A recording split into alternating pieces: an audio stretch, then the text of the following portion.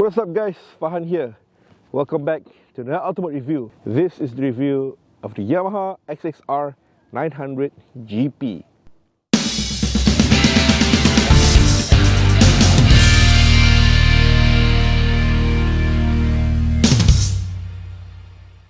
By the way guys, before we begin with the review, don't forget to subscribe to us. The reason being, this will trigger the YouTube algorithm to push out this channel and the video to a wider audience. First shown as the DB40 prototype in 2023, the Yamaha XSR900 GP is a sports bike based on the new retro-inspired XSR900. Taking inspiration from and paying homage to Yamaha's Grand Prix motorcycles, the XSR900 GT comes with an upper cowling and rear seat cowl resembling the YZR500 race bike of the 80s. With a retro-inspired look combined with modern technology, the XSR900 GT is meant to evoke a sense of nostalgia and great performance and riding aids for a thrilling experience, cementing itself as a true tribute to some of the most iconic Yamaha race bikes of the past. Alright guys, so up next we come to the riding posture and sitting on this bike. As you can see, it's a very sporty riding position. Certainly something that I'm not used to or accustomed to. Very aggressive. I'm leaning forward considerably. My legs are folding in quite a bit. And according to some reviewers and Yamaha themselves, the leaning forward position is actually not that excessive and instead offering comfort. So it's a balance between road riding and sporty. But as I'm used to an adventure riding position, this is definitely not for me lah. But the owner apparently loves the riding posture and position on this. He says he went to Thailand with this bike and he stretched even less than the other guy who was following him in the convoy lah. So that's pretty interesting to hear from him. His ride height is 83.5 cm. I'm 165, and as you can see, tiptoeing slightly. Not that bad in my personal opinion. Weight is at 200 kg weight comparing to the base model at 103 kg. In personal opinion, the weight is still pretty bearable. Not too bad when you're pushing it, but when you're straddling on it, because of the awkward riding position, for me at least, I struggle a bit lah. And also, this foot peg, the owner says he has been moved from the original position. There's two positions that you can adjust to, but in my personal opinion, no matter the adjustment, it's still not going to make much difference to me. Also take note that this bike can accommodate a pillion or a passenger. There's a hidden pillion foot peg over here which can be stowed away to give off that single-seater look, and the seat cover over here is of course removable, so you can access the pillion seat underneath. From what I've seen on the pictures especially, the seat is very similar to the XSR900 base model. I must say that upon first impressions, it's a beautiful machine. Just the way it looks by itself, it's really captivating. According to Yamaha, the GP is designed to evoke memories of the golden era, particularly the Grand Prix bikes of the 80s. It's meant to illustrate Yamaha's racing past and glory of the YZR500's Grand Prix victories by many iconic riders of the 1980s and 1990s. Obviously built upon the XSR900 base model. In fact, when pictured side by side, both machines are very similar from the rear onwards. Obviously carried over from the XSR900 base model is the rims, the chassis and subframe, engine, fuel tank and underslung exhaust system. Now one of the hidden differences is actually in the swing arm, in which is slightly longer by 5mm, with the GP having an overall wheelbase of 2,160mm. The GP's main addition is of course this half-flat cowl at the front over here. The headlight is a reminiscent of the 992 Honda NSR 250 SP, though it's mounted inside the cowling and rather small, significantly smaller in fact. It's also a twin projector compact lens module. One is low beam and high beams when both are lighted up. There's also a smaller daytime running light on top of it, and according to Yamaha, the light design of the GP maintains the race bike look. The rear of the bike is very minimal, particularly the seat cover. There's two vents, but apparently the owner has modified it to put some red reflectors at the vents over here. The headlight is hidden away below, peaking ever so slightly, just barely legal in my personal opinion, and really adding on to the track bike look. The chassis, or what Yamaha likes to emphasize, is the Delta frame, which first debuted on the YZR500 in 1982. It's a style of diamond chassis on many of Yamaha's bikes. Of course, finished in silver to further highlight and evoke the era of the 1980s. And its swing arm is painted in silver to match as well. We got forged alloy rims, 17 in front and rear, originally wrapped in Bridgestone Battleax S23 rubber, but this bike has been swapped out to Michelin Road 6s. We got 3 brake rotors paired with Nissin calipers, twin 298mm rotors in the front with 4 piston calipers. For the rear, we got a single 245mm with a double piston caliper. For suspension, we got a 41mm inverted fork from KYB, fully adjustable for preload, rebound and compression dampening. Paired for KYB branded monoshock in the rear with remote preload adjustment. Same setup as the XSR900 base model. Overall, honestly, it's a seemingly modern machine, but yet 90s looking. It doesn't seem too out of place in my personal opinion, but some have commented that the half-fat look and underslung exhaust seems to be a missed opportunity to complete the retro look lah. So hence, an already mentioned, Yamaha has recently released the Racer Pack, adding a matching lower fairing kit plus a tinted dark screen and a full system Akaprovic side-mounted exhaust to complete the look, further enhancing the XSR900 GP's retro look closer to the actual race bike. You can also purchase the individual parts separately, in which this particular machine has already added in the lower fairing kit, which in my personal opinion really elevates the look of the XSR900 GP from a naked to a complete sports bike look. Okay guys, so I'm next to come to the cockpit and we start off with the handlebar.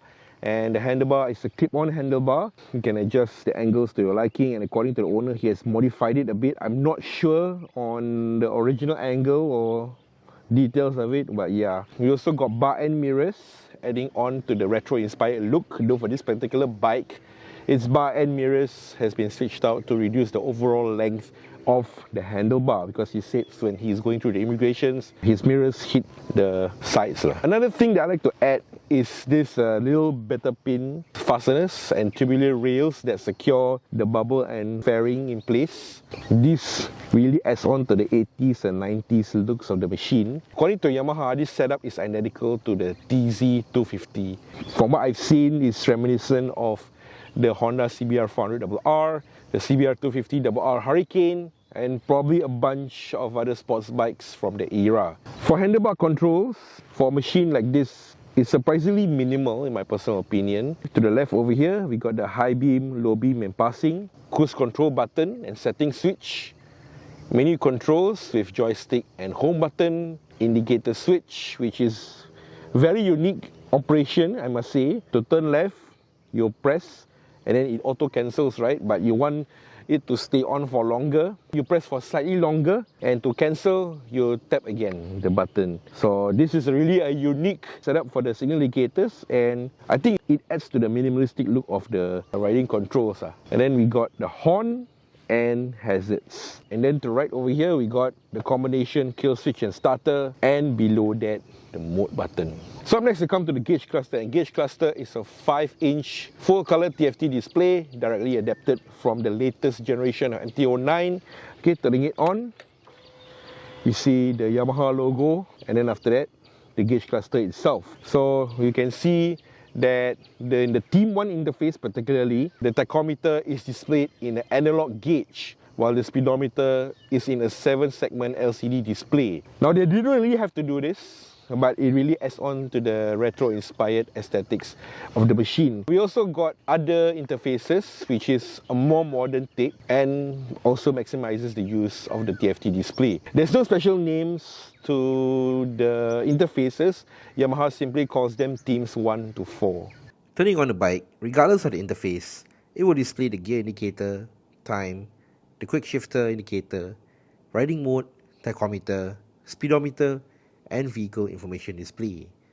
For vehicle information display, you can toggle the gauges you want displayed on hand, such as the odd meter, trip 1, trip 2, trip F, which is the fuel reserve trip meter, insta fuel, which is the instantaneous fuel consumption, average fuel consumption, range, coolant temperature gauge, air temperature gauge, trip timer, and the fuel gauge.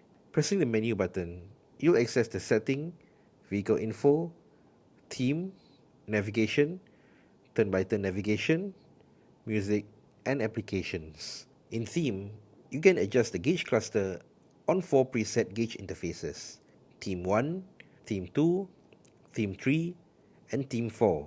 Navigation requires the Garmin Street Course app, displaying your waypoint on the display. Turn-by-turn displays the route guidance at the bottom of the main display. Music controls your volume and music tracks. In the applications menu, you have navigation and music, which is the same as the main menu. In phone, you can receive and make phone calls. You need to link both your phone and Bluetooth headset to the bike itself. Weather displays weather information from your phone. Notification lists down your phone notifications. Information transfer syncs and transfer your ride data to the Y-Connect app. In settings, for information reset, you can view your counters for trip mileage, maintenance, and other vehicle info and reset your counters. In YCR setting, you can view and make refinements to the custom ride modes and parameters. You can also export this data and make refinements through the app. In stability control, you can toggle your traction control on and off, while you can completely off the individual stability controls. Turning off traction control completely turns off the rest of the stability controls. In clock, you can make adjustments to the time. You can set the display brightness and background to display a night or day mode, or auto depending on the current surrounding. Unit sets the respective units of measurements in metric or imperial. Shift indicator sets the shift indicator light. In connectivity settings, you can pair and remove devices. Through the Y-Connect app, you can also view and set the riding electronics and controls, as if through the TFT display. You can also view your fuel consumption in detail, the parking location of your machine, notifications from Yamaha, and riding log. Alright guys, so up next we come to the engine, mechanics and fuel. An engine is a Euro 5 compliant 890cc liquid cooled inline 3-cylinder 4-stroke 4-valve DOHC, putting out about 117 peak horsepower. Transmission is a 6-speed manual constant mesh. Its engine is shared with the Yamaha MT-09, XSR900 series, and XSR900 of course. Yamaha affectionately calls it the CP3 engine. Fuel tank is 14 litres with a projected consumption of 5 litres per 100 km. Pretty typical of such machines. Comparing it to my Triumph Tiger, which is another 3-cylinder, it consumes 4.7 litres per 100 km, slightly less than the XSR, which is of course a bike that's inspired by a track bike. Alright guys, so up next we come to technology, and Yamaha has touted the GT as one of the most advanced machines in its class, and I completely agree. Looking at the spec sheet, okay, we have full LED lighting all around, self-cancelling signal indicators, full color 5-inch TFT gauge cluster, a 6-axis initial measurement unit electronics package, which is inclusive of traction control system, slide control system, front wheel lift control system, and brake control system. We got 3 riding modes, rain, street, and sport, with 2 custom modes to further refine the parameters to your own preference. Quick shifter with auto bleeper is standard, USB-C port to charge on the go, built-in cruise control, and phone connectivity through the Yamaha Y-Connect app. You can access turn-by-turn navigations, music controls, and phone notifications. There's also an additional Garmin navigation system, but that is a separate app lah. Okay guys, so horn check for the Yamaha XSR900 GP. Okay, so just to take note, for this particular machine, the horn has actually been swapped out to a different one. The owner says it's supposed to be louder than the stock horn, but in my personal opinion, it's still kind of soft lah. Okay guys, so up next we come to colors, and there's 2 color choices for the XSR900 GP. So this particular bike I'm currently reviewing, this is the Power Grey, which is probably an uncommon color choice for this model, and Legend Red, which is meant to resemble the 3-time world champion Wayne Rainey's YZR 500 of the 80s and 90s, complete with the yellow number boards. The design scheme is the same, but the colorway is different. So the Power Grey, I feel that is a ghost version of the Legend Red.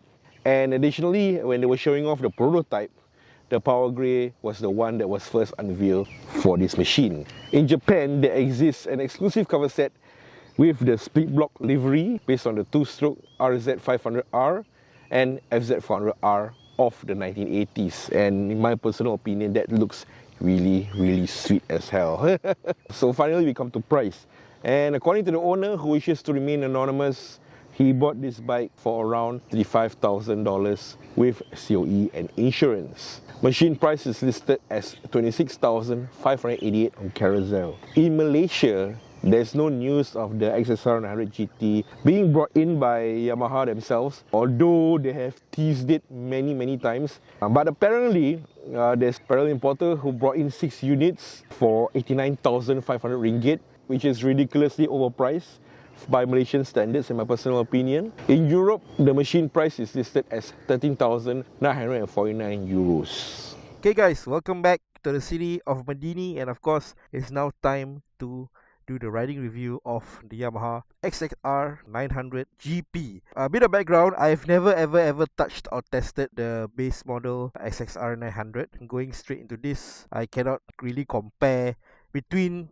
the XSR900 versus the GP model lah. So probably we want to switch to another video if you want to do a comparison on it, but this one strictly I'm gonna review it based on this particular bike by itself lah. So I have to say I love the looks on this. Looking at it, whew, it's just a beautiful machine, and I couldn't stop thinking about how it looks. But underneath all that is a regular XSR900, and can be a Yamaha MT-09, and it shares several components with the Yamaha 900 series of bikes lah. Okay, so let's hop on the bike, and I'm using the full pack to mount as opposed to the ground. It's a really hot day today. Before I start, I'm just gonna tell you guys about my riding posture. The riding posture on this, it's very sporty. Even though Yamaha says it's supposed to be relaxing, but given that I'm so not used to the riding position, I don't really find it comfortable, and my upper back is actually straining quite a bit. Okay, let's start the bike. Uses a key. You can see the Yamaha logo. Sometimes it shows the XSR logo for some reason when I turn it on, so maybe there is a miss and match kind of thing, I don't know. So you can hear the fan whirling up. Starter.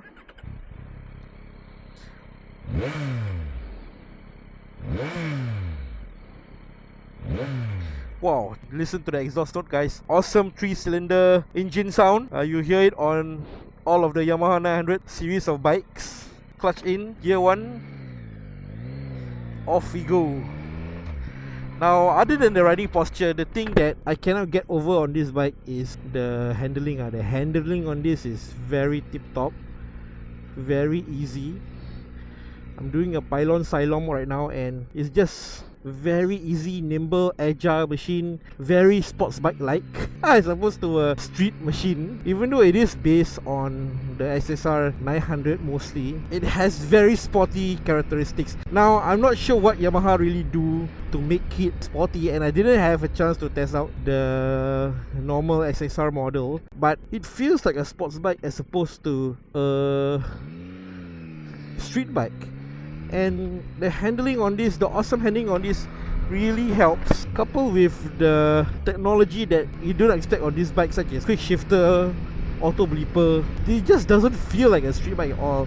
And also the riding position as well. It's very aggressive in my personal opinion, but certain riders, they say that the riding position on this, it's not as aggressive as a typical sports bike, but it feels really sporty to me.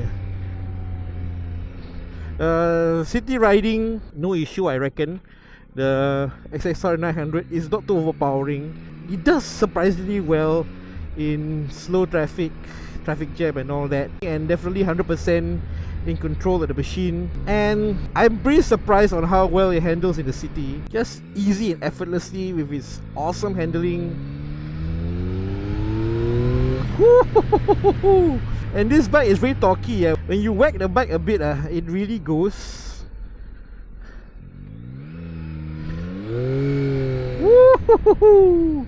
Okay, so right now we are in street mode. I don't want to really do any too crazy stuff with this, but let's change the mode to sport, which is the owner's favorite mode.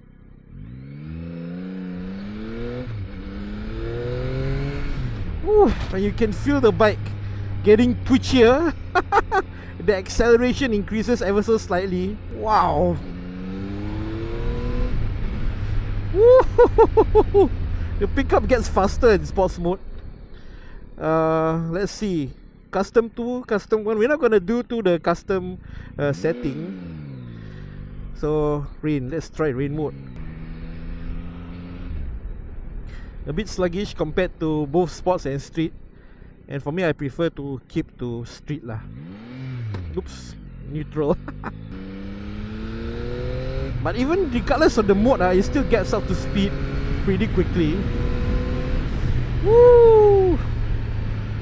Brakes on a dime. You got ABS, which you can turn off. And the tech on this, even I myself, I had to go through it a few times to see the riding tech that's available on this machine. We got wheelie control, launch control and all that, which probably most of XSR owners won't even make use of it. Maybe if you're playing track, I'm not sure, or you do stunts on it. I think probably more than a quarter of the XSR900 GP owners will not make use of the electronics on this. It's packed with all sorts of electronics. Surprised that it's not equipped with an electronic suspension. Speaking of suspension, feels pretty decent. I wouldn't say it's good, but it is fully adjustable after all. But I'm not going to make any adjustments on this because number one, it's not my bike. Damn, the mirrors on this are rubbish. I cannot really see what's behind me. Maybe I'm not used to the bar end mirrors like this. I find myself using the quick shifter quite a lot on the bike. Very convenient, almost like I didn't catch the traffic light. It's very easy and convenient. Or maybe I just switched out to a scooter. It's very easy when you're not using the clutch. Oh, okay, traffic light in front of us. Brake. There we go. Wow, the brakes on this are awesome, man. Even though it uses leasing calipers, but the master pump cylinder is a Brembo. We got all the bells and whistles on this. I think the riding tech on this is very similar to the latest gen of Tracer or MT-09. Even the base model XSR doesn't have some of the features. But I mean, of course lah, you would expect that the GP model will have all the riding tech, right? Well, for me, looking beyond the history and heritage of this model and what it's supposed to represent, I just find the design attractive, that's all. I don't really care for the history and heritage, but I understand what Yamaha was looking at when they were designing this bike. I think the owner did send me a video on how this bike, the GP model, was conceived. Apparently the designer or the person who came up with this model, he worked in Yamaha for 5 years and then he pitched it up to the company. They greenlight the concept, and it's supposed to be that low volume machine, but the formula really works and it's really overhyped when you see it on the internet. And there have been many requests in Malaysia, especially for the XSR900 GT to come into Malaysian market, and surprisingly they didn't bring it in yet. I'm not sure if they will bring it soon, but I think for the Malaysian market, Yamaha Hong Leong has never brought in the XSR series. I mean, the XSR155 is not even here in Malaysia, which sounds surprising lah, given that the market demands for it. You know, there are people who like this retro inspired motorcycles, and the GP especially takes the cake with it being inspired by all these Grand Prix bikes of the 70s and 80s, particularly the 80s. It's just amazing that they took a regular XSR900, slapped a front cowling on this, put it as much as riding tech on it as it can, and making possibly one of the best sports bikes that I've ever ridden. Ooh, honestly speaking, I cannot wait to bring it on the highway and show you guys the full potential. At 140, when I tried this out some time back, I'm surprised the speed it's able to go through. Wow, I feel that this is more of a track bike than a normal motorcycle.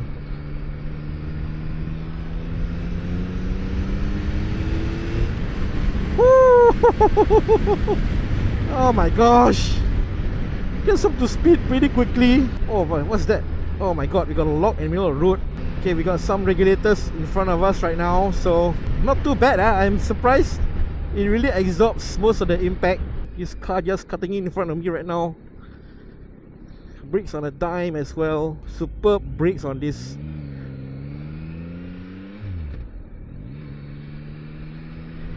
And I noticed that as I'm riding around this bike, especially when I brought it to the Friday prayers, at the mosque just now. The bike really turns heads, and I've got people like looking at it from afar, admiring it, standing next to it, looking at it. Surprisingly, no one has ever approached me asking me about this bike, but the owner says that it's head turner.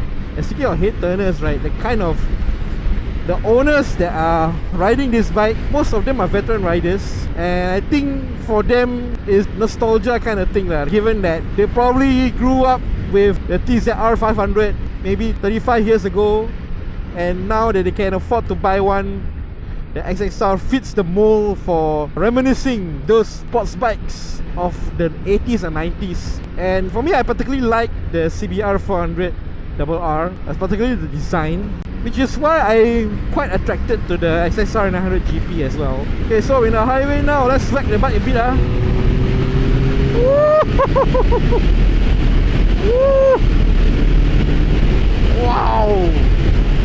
Wow! Wow! And it gets up to speed really quickly. And to think that the owner has actually brought this to Thailand. Oh, I wonder how he tahan, man. I think my back is aching right now, especially my upper back. And if I don't use my body strength to counter, else the weight is going to fall on my palms right now. I think other than the riding posture, I'm pretty impressed with the XSR900 GP so far. And obviously they had to keep to a sporty riding position so that it makes more sense as opposed to it being an adventure or typical riding position. And of course, the fairings will need to be much higher, and it doesn't look right if the handlebar will be higher. The riding geometry on this has to be sacrificed when you're riding such a machine. Yamaha says that you can do your daily riding with it, or ride it on the streets, and occasionally bring it on the track, which I think fits the bill for potential owners who probably want to live their nostalgia but wants to leverage on technology for a more easier and fuss-free ride I feel. It's really an awesome machine by itself. I wish I can compare it to the XSR900 base model. Whew, hot day today. Let's go under the shelter. Oh my gosh, I'm at a loss for words right now. Really an awesome machine.